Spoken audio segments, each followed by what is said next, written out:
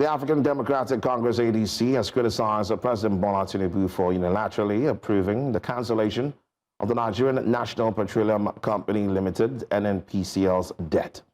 The president authorized the write-off of approximately $1.42 billion and 5.57 trillion naira owed by the NNPCL to the Federal Account Allocation Committee following a reconciliation of records. The ADC argued that the action lacks constitutional backing as it was carried out without consultation with states or approval from the National Assembly. The party noted that such a move reduces the revenue base meant for distribution to states and local governments.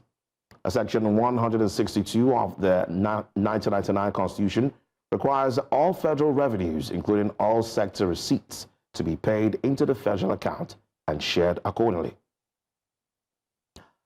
Let's quickly bring in a lawyer, Tonye Jaja, who joins us from Maseru in Lesotho for some of his perspective on this. Thank you so much, Tonye Jaja, for joining us. Now, Tonye, the big questions around town is, does the president indeed have the powers to write off a debt legally, and whether it's if it's morally justified given the amount of money we're talking about?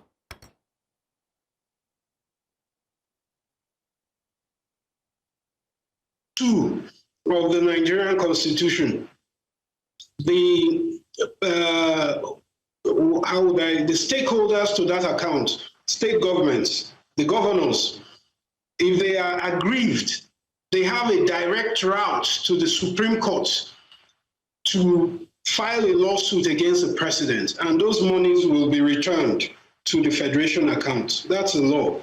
So before anybody lays an accusation against the president, the governors are there. They are the stakeholders in the Federation account.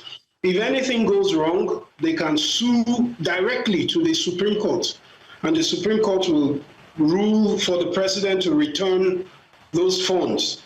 The example is in 1981, the Bendel State, then one of the states of Nigeria, dragged the National Assembly to court for a matter. So these are examples where you can go to the Supreme Court directly. The Supreme Court has the jurisdiction to pronounce on issues of Section 162, the Federation account. If anybody tampers with it, they have the right to, the Supreme Court would determine whether they've done the right thing or the wrong thing. Now, I'd like to know which constitutional provisions, particularly Section 162, govern the payment and distribution of Federation account revenues, and how does the president's action impact the process?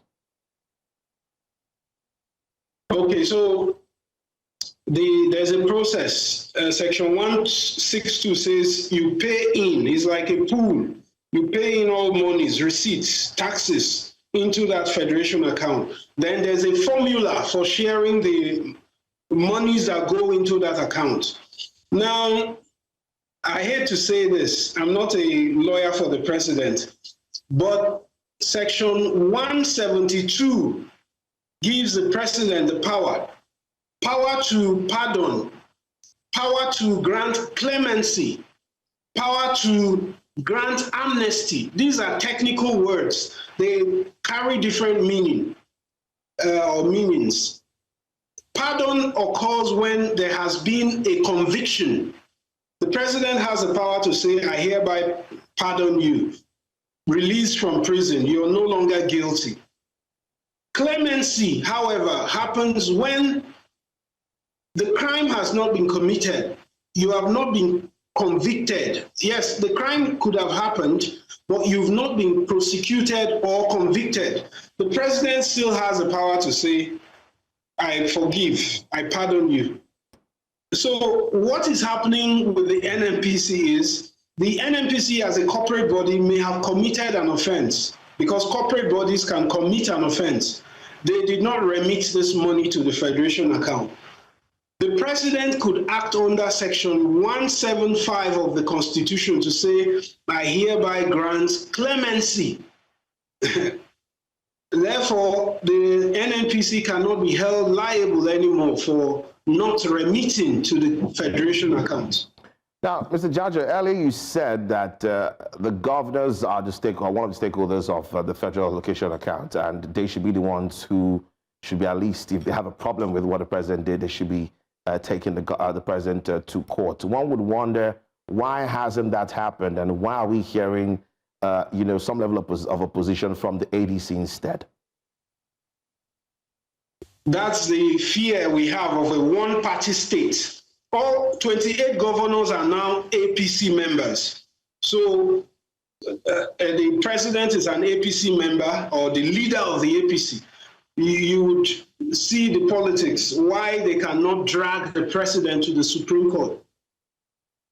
It's quite interesting. Now, it is said all the time that, financial prudence is needed for efficient development. So does canceling $1.42 billion and 5.57 trillion naira in obligations see that this was in fact the best step that, could have been taken towards accountability? Let me put it in context. Malami, the former Minister of Justice, stole allegedly 212 billion, and EFCC has kept him in this detention. And NNPC is holding over $1 trillion. How many trillion? Was it 5? And nobody, EFCC is not after them. Don't you think something is going on there? Because best or worst case scenario, EFCC could have tracked the money, because there's something called follow the money. All the officials of the NNPC, you track their bank accounts. You could see where this 5 trillion has gone. EFCC would have carried out an investigation. If not recovering all the 5 trillion, at least a fraction of it. None of that was done. You just write off. So let us write off Malami. Malami stole 212 billion. Why don't we write him off? Write off his debts. Now, let's talk about the National Assembly's role, if any, in this matter. Could they have provided some oversight, especially given the fact that this could go on to set precedents for the future? Again, the danger of one-party states. The president of the Senate, the speaker, they are all APC members. There's a joke, or there's a nomenclature they use for the National Assembly: rubber stamp legislature. So what do you expect Akpabio to go to Tinubu and say, no, you can't write off the debt? I don't see that happening. All right, thank you so much, Mr. Tonye Jaja, for having this conversation with us. Thank you, Chimeta.